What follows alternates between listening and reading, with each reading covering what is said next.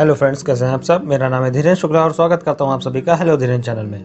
Last class में हमने देखा था कि जावा के प्रोग्राम का स्ट्रक्चर कैसा होता है, जिसमें हमने जाना था कि क्लास कैसे बनती है, कैसे उसके ऑब्जेक्ट्स बनते हैं। आज हम जानेंगे कि जावा का जो बेसिक प्रोग्राम है वो कैसे बनाया जाएगा, कैसे हम वहां पर क्लास को बनाएंगे, मेन फंक्शन के अंदर प्रोग्रामिंग भी लिखेंगे लेकिन बिना उसके ऑब्जेक्ट को क्रिएट किए हुए। तो चलिए ज्यादा देर ना करते हुए समझते हैं कि कैसे क्लास के अंदर हम उसके ऑब्जेक्ट को क्रिएट करके उसके फंक्शंस को कॉल कर सकते हैं, यानी कि अपने प्रोग्राम को एग्जीक्यूट करा सकते हैं। इसके अलावा बिना अपनी क्लास के ऑब्जेक्ट को क्रिएट किए हुए भी अपने प्रोग्राम को कैसे रन करा सकते हैं। चलिए शुरू करते हैं।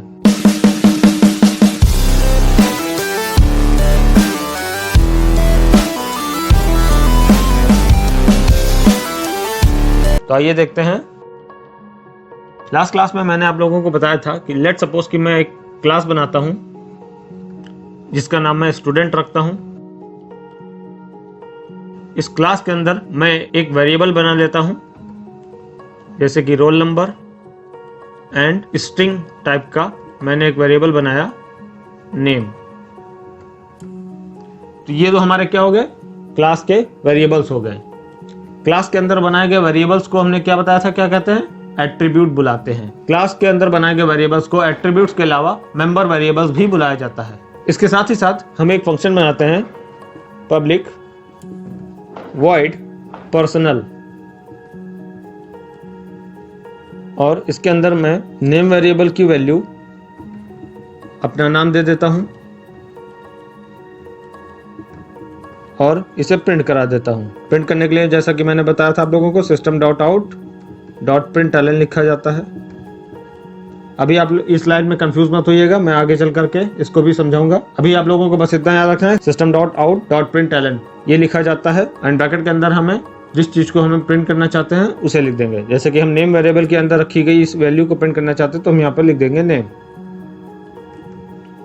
और इसको मैंने बंद कर दिया। और अपनी क्लास को नीचे बंद करने से पहले हम इसी के अंदर इसका public static void main function भी बना देते हैं।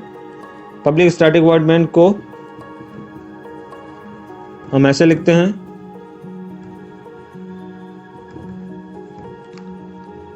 पब्लिक स्टैटिक वॉइड मेन में भी कंफ्यूज नहीं होने की जरूरत है, मैं इसको भी आप आगे चल करके समझाऊंगा। स्ट्रिंग args, मैं पूरी ये लाइन आपको समझाऊंगा, हर एक वर्ड का मतलब समझाऊंगा कि क्या होता है। लेकिन अभी हम पैटर्न देखते हैं कि हमारा प्रोग्राम ऑब्जेक्ट के साथ कैसे बनेगा। यहाँ पर हम public static void main function, क्योंकि मैंने बता रखा है आप लोगों को कि हमारे प्रोग्राम का एग्जीक्यूशन मेन फंक्शन से ही स्टार्ट होता है, तो सबसे पहले मेन फंक्शन को चलाया जाएगा। मेन फंक्शन के अंदर आते ही हम अपनी क्लास का ऑब्जेक्ट बनाते हैं। स्टूडेंट क्लास का नाम, ऑब्जेक्ट बनाना मैंने आप लोगों को बताया था, पहले लिखेंगे क्लास का नाम फिर अपने ऑब्जेक्ट का नाम।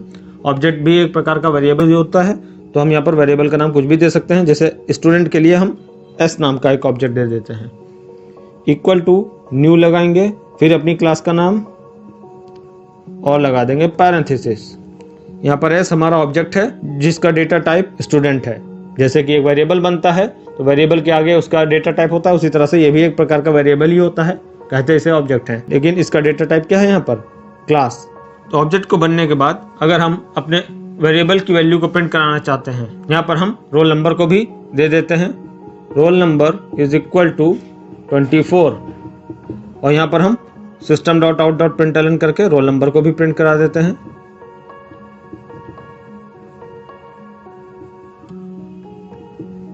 ध्यान रखिएगा रोल नंबर के बीच में स्पेस नहीं है। तो मैंने यहाँ पर रोल नंबर और नेम दो क्लास वेरिएबल्स लिए रखे हैं। फिर से मैं याद दिलाना चाहूंगा कि क्लास के अंदर बनाए गए वेरिएबल्स को एट्रीब्यूट्स या फिर मेंबर वेरिएबल्स बुलाया जाता है। क्लास के अंदर बनाए गए वेरिएबल्स से मेरा मतलब है कि जो क्लास के अंदर बनाए गए हैं लेकिन किसी फंक्शन के अंदर नहीं बनाए गए हैं। अगर किसी फंक्शन के अंदर बनाए जाएंगे तो वो उस फंक्शन के लोकल वेरिएबल हो जाएंगे, लेकिन हम किसी फंक्शन के अंदर नहीं बना रहे हैं, डायरेक्ट क्लास के अंदर बना रहे हैं। अब यहाँ पर मेन के अंदर आते ही हमने सबसे पहले अपनी क्लास का ऑब्जेक्ट बनाया, और ऑब्जेक्ट बनाने के बाद हम इसके अंदर रखी गई वैल्यू को अगर प्रिंट कराना चाहते हैं, और ऑब्जेक्ट क्रिएट करने के बाद अगर हम अपने क्लास वेरिएबल्स की वैल्यू को प्रिंट कराना चाहते हैं तो हम यहाँ पर क्या लिखेंगे, हमें यहाँ पर system.out.println लिखना होगा, और जिस भी वेरिएबल की वैल्यू को आप प्रिंट कराना चाहते हैं वो वेरिएबल का नाम डाल देंगे यहाँ पर। जैसे कि रोल नंबर को हम प्रिंट कराना चाहते हैं तो मैंने यहाँ पर रोल नंबर दे दिया। तो क्या हम क्लास के अंदर बनाए गए वेरिएबल को डायरेक्ट यहाँ पर लिख सकते हैं? नहीं, क्योंकि जो क्लास के अंदर बनाए गए वेरिएबल होते हैं उन्हें उस क्लास के ऑब्जेक्ट के द्वारा एक्सेस किया जा सकता है। तो हम यहाँ पर ऑब्जेक्ट के साथ वेरिएबल को लिखेंगे, तब जाकर के उस वेरिएबल के अंदर की वैल्यू यानी कि डेटा प्रिंट किया जाएगा।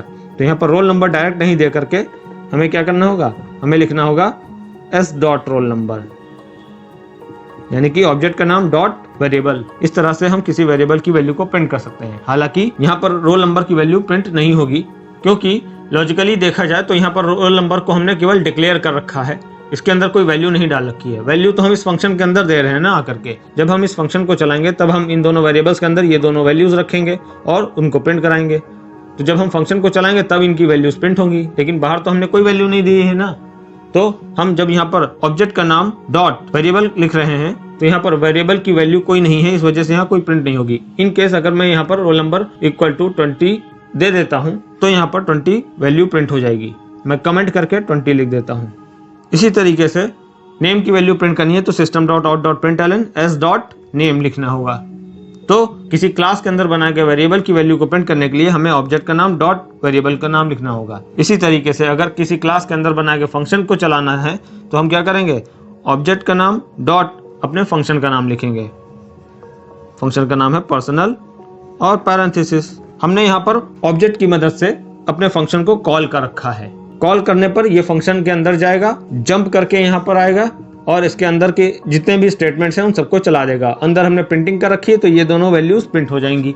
यहाँ पर हमने फंक्शन की कॉलिंग को system dot out dot println के अंदर नहीं रखा हुआ है, क्योंकि हम इस फंक्शन के अंदर जब जाएंगे तो यहाँ पर खुद ही ऑलरेडी इन दोनों स्टेटमेंट्स को चलाया जा रहा है, यानी कि प्रिंटिंग का काम यहाँ पर अंदर किया जा रहा है। तो हम इसे प्रिंटिंग नहीं करेंगे, क्योंकि यहाँ पर वेरिएबल के अंदर रखी गई थी वैल्यू, और वेरिएबल की वैल्यू डायरेक्ट प्रिंट नहीं होती है। अगर हम यहाँ पर डायरेक्ट लिखते हैं ऑब्जेक्ट का नाम यानी कि s डॉट रोल नंबर, इसे डायरेक्ट ऐसे लिख देते हैं बिना SOPLN यानी कि system dot out dot println के, तो यहाँ पर रोल नंबर की वैल्यू आ तो जाती लेकिन प्रिंट नहीं होती।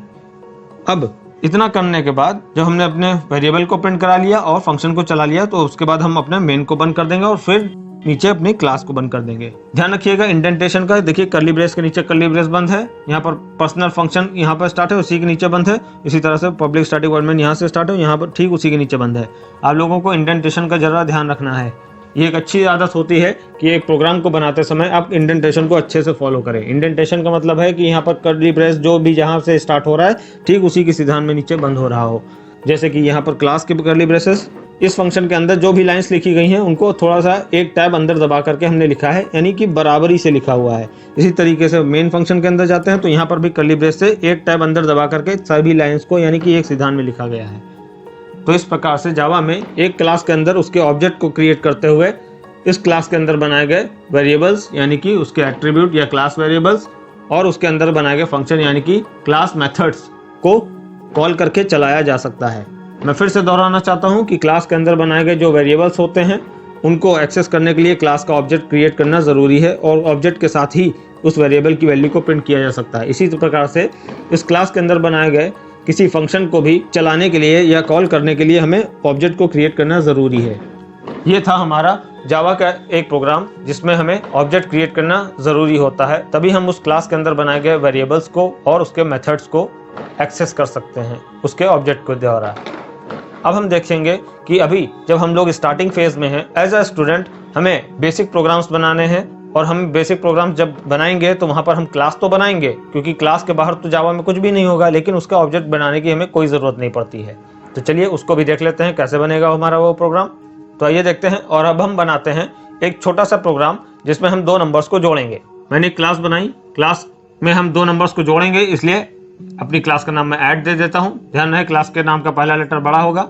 अंदर आते ही सबसे पहले मैं पब्लिक स्टैटिक वॉइड मेन लिख लेता हूं और सारा काम हम पब्लिक स्टैटिक वॉइड मेन के अंदर ही करेंगे। स्ट्रिंग ब्रैकेट args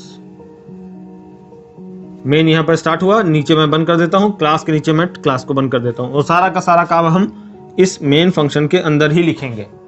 जब हम अपना सारा का सारा कोड मेन फंक्शन के अंदर लिखते हैं तो मेन फंक्शन ऑटोमेटिकली एग्जीक्यूट होता है। यहाँ पर मेन फंक्शन के अंदर लिखे गए जितने भी स्टेटमेंट्स होंगे उन्हें चलाने के लिए हमें अपने क्लास के ऑब्जेक्ट को क्रिएट करना जरूरी नहीं होता है। और ऐसा किस लिए होता है? क्योंकि अपने मेन फंक्शन के अंदर हमने स्टैटिक लगा रखा है। और स्टैटिक लगाने से क्या होता है ये मैं तब आप लोगों को बताऊंगा जब मैं इस पूरी मेन वाली लाइन को समझाऊंगा। फिलहाल आप लोग इतना जान लीजिए कि मेन फंक्शन के अंदर जितने भी स्टेटमेंट्स आप लिखेंगे उनको एग्जीक्यूट करने के लिए या उन्हें चलाने के लिए हमें अपनी क्लास का ऑब्जेक्ट बनाना कोई ज़रूरी नहीं है। तो अब हम जो बेसिक प्रोग्राम स्टार्टिंग में करने वाले हैं उनमें हम अपनी क्लास का कोई ऑब्जेक्ट नहीं बनाएंगे, डायरेक्ट हम मेन फंक्शन के अंदर सारा का सारा कोड लिखेंगे। ऐड नाम की क्लास बनाई, पब्लिक स्टैटिक वॉइड मेन के अंदर आए। यहाँ पर हम क्या करेंगे, दो नंबर ले लेते हैं, जैसे कि इंटीजर n1 ले लिया। n1 एक वेरिएबल का नाम है जिसके अंदर हमने 10 डाला, कॉमा एक n2 नाम का वेरिएबल ले लिया जिसके अंदर हमने 20 डाल दिया। अब हम इन दोनों नंबर्स को जोड़ेंगे और जोड़ करके एक तीसरे वेरिएबल में रख लेंगे। तीसरा वेरिएबल हम चाहे तो हम इसी के आगे लगा सकते हैं, कॉमा करेंगे, कॉमा के बाद हम सम नाम का एक वेरिएबल बना लेते हैं। सम बराबर n1 प्लस n2। यहाँ पर हमने क्या किया, n1 के अंदर रखी गई वैल्यू और n2 के अंदर रखी गई वैल्यू दोनों को हमने जोड़ दिया है और जोड़ करके क्या किया, आया 30 और 30 को कहाँ रख दिया, इक्वल टू करके हमने सम नाम के वेरिएबल में डाल दिया। ध्यान रहे जावा ही नहीं किसी भी प्रोग्रामिंग लैंग्वेज में जो स्टेटमेंट्स या फिर इक्वेशंस होती हैं इक्वल टू के राइट हैंड साइड से एग्जीक्यूशन स्टार्ट होता है और इधर लिखी एक्सप्रेशन को सॉल्व करके जो भी रिजल्ट आता है या आंसर निकलता है उसको इक्वल टू क्या करता है, राइट हैंड से उठा करके लेफ्ट हैंड साइड लिखे गए एक वेरिएबल में ट्रांसफर कर देता है, यानी कि रिजल्ट को इसमें स्टोर कर देगा। तो यहाँ पर n1 के अंदर था 10 और n2 के अंदर था 20, तो इन दोनों को जोड़ करके आया 30 को इक्वल टू करके सम नाम के वेरिएबल में डाल दिया गया है। यहाँ पर सम इज इक्वल टू 30 का मतलब ये नहीं है कि सम 30 के इक्वल है, ये मैथ्स नहीं है, ये प्रोग्रामिंग है। प्रोग्रामिंग में क्या होगा कि इक्वल टू के राइट हैंड साइड से जो भी वैल्यू या फिर एक नंबर आप लोग रख रहे हैं या लिख रहे हैं उसे इक्वल टू के लेफ्ट हैंड साइड लिखे गए वेरिएबल के अंदर स्टोर कर दिया जाता है। और यहाँ पर इक्वल टू मैथ्स वाला इक्वल टू नहीं है जो इन दोनों चीज़ों को बराबर बता रहा है। प्रोग्रामिंग में इक्वल टू को कहा जाता है असाइनमेंट ऑपरेटर। ऑपरेटर यानी कि चिन्ह। तो असाइनमेंट का मतलब क्या होता है, जो वैल्यू असाइन करता हो, यानी जो वैल्यू देता हो या सौंपता हो। तो यहाँ पर ये 30 जो वैल्यू है वो असाइन कर दी गई है, यानी कि सौंप दी गई है किसे, इस सम नाम के वेरिएबल को। मैं इन एक्स्ट्रा चीजों को जो मैंने समझाने के लिए लिखा था मैं रफ करता हूं दोबारा। सम बराबर n1 प्लस n2 लिखा था मैंने। तो यहाँ पर n1 और n2 की वैल्यू को जोड़ करके आएगा एक आंसर, यानी कि 20 प्लस 20 30 को उठा करके हमने सम नाम के वेरिएबल में असाइन कर दिया। असाइन करने के बाद सम नाम के वेरिएबल के अंदर 30 स्टोर हो गया जाकर के। ये कुछ ऐसा दिखेगा। इंटरनली रैम के अंदर n1 नाम से एक ब्लॉक लिया जाएगा, उसके अंदर 10 डाल दिया जाएगा।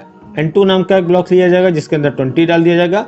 और जब हम सम नाम का वेरिएबल बनाएंगे तो सम नाम से भी एक ब्लॉक लिया जाएगा, उसके अंदर जोड़ करके 10 और 20 को आएगा 30 को डाल दिया जाएगा सम में, तो 30 सम के अंदर चला जाएगा। तो इस प्रकार से यहाँ पर 3 मेमोरीज क्रिएट होंगी या 3 ब्लॉक्स मेमोरी के क्रिएट होंगे जिनके अंदर 3 डिफरेंट वैल्यूज स्टोर की जा रही हैं।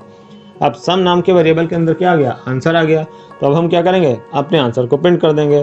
प्रिंट करने के लिए system.out.println system.out.println और सम वेरिएबल के अंदर रखी गई वैल्यू को हमने यहाँ पर लिख दिया। ये हमारा प्रोग्राम बन गया। तो हमें यहाँ पर इतना स्पेस एक्स्ट्रा बच गया, तो मैं इन दोनों कर्ली ब्रेस को ऊपर लगा देता हूँ। ये एक छोटा सा प्रोग्राम है जिसमें हमने 2 नंबर्स को जोड़ा है। n1 के अंदर एक वैल्यू है, n2 के अंदर एक वैल्यू है, सम नाम का एक थर्ड वेरिएबल लिया जिसके अंदर कोई वैल्यू नहीं डाली है स्टार्टिंग में।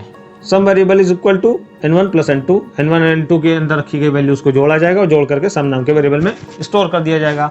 और सम नाम के वेरिएबल को हमने क्या किया, प्रिंट करा दिया लास्ट में, और हमारा आउटपुट प्रिंट हो गया 30। तो इस प्रकार से हम मेन फंक्शन के अंदर 2, 3 या 10, 20 जितने भी स्टेटमेंट्स लिखते हैं, मेन फंक्शन के अंदर लिखे गए सारे के सारे स्टेटमेंट्स ऑटोमेटिकली चल जाते हैं। अब हमें इस क्लास को बनाएंगे एक फाइल के अंदर, जिस फाइल का नाम हम क्या देंगे, अपनी क्लास का नाम जो होगा वो फाइल का नाम सेम होगा। डॉट लगाएंगे जावा, और डॉट जावा लगाने के बाद क्या करेंगे, हम अपनी इस फाइल को कंपाइल करेंगे। कंपाइल करने के बाद डायरेक्ट रन करा देंगे। जैसे ही रन कराएंगे हमारा आउटपुट 30 प्रिंट हो जाएगा। हमें यहाँ पर अपनी क्लास के ऑब्जेक्ट को बनाने की कोई जरूरत नहीं है, क्योंकि हमने अपने मेन फंक्शन के बाहर कुछ भी नहीं लिखा है। सारा का सारा कोड हमने मेन फंक्शन के अंदर लिखा हुआ है। तो इस प्रकार से आज हमने देखा कि अपनी जावा के प्रोग्राम में अपनी क्लास के ऑब्जेक्ट को क्रिएट करते हुए कैसे हम अपनी क्लास के अंदर बनाए गए वेरिएबल्स को और कैसे उसके अंदर बनाए गए मेथड्स यानी कि फंक्शंस को चला सकते हैं, और कैसे बेसिक प्रोग्राम को बनाते समय हम सारा का सारा कोड या फिर सभी स्टेटमेंट्स को अपने मेन फंक्शन के अंदर लिख करके एग्जीक्यूट करा सकते हैं बिना अपनी क्लास के ऑब्जेक्ट को क्रिएट किए हुए। तो उम्मीद करता हूं आप लोगों को दोनों चीजों में डिफरेंसेस समझ में आ गया होगा कि कब हमें अपनी क्लास का ऑब्जेक्ट बनाना है और कब हमें अपनी क्लास का ऑब्जेक्ट ना बना करके डायरेक्ट बेसिक प्रोग्रामिंग करनी है। अगर आप लोगों को अभी भी कुछ समझ में नहीं आया है या किसी भी प्रकार का कोई क्वेश्चन है तो आप लोग कमेंट सेक्शन में कमेंट करके मुझे जरूर बताएं। मैं पूरी कोशिश करूंगा आप लोगों के सभी सवालों का जवाब देने की। वीडियो अगर अच्छी लगी हो तो लाइक एंड शेयर करना ना भूलें, एंड चैनल पर नए हो तो चैनल को जरूर सब्सक्राइब करें। अपना ढेर सारा ख्याल रखिए। बहुत ही जल्द मिलते हैं नेक्स्ट वीडियो में। तब तक के लिए थैंक यू।